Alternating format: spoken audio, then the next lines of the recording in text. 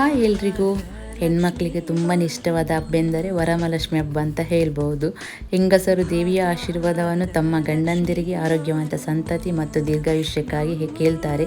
ಇದು ಪ್ರಧಾನವಾಗಿ ಮಹಿಳೆಯರ ಆಚರಣೆಯಾಗಿದೆ.